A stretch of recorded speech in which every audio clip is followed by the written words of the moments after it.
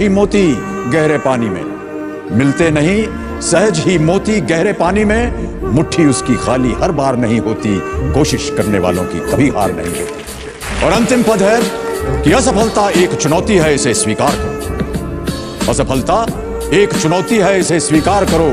क्या कमी रह गई देखो और सुधार करो। जब तक न सफल हो नींद चैन को त्यागो तुम। जब तक न सफल हो नींद चैन को त्यागो तुम। संघर्ष का मैदान छोड़कर मत भागो तुम। कुछ किए बिना ही जय जयकार नहीं होती, कोशिश करने वालों की कभी हार नहीं होती।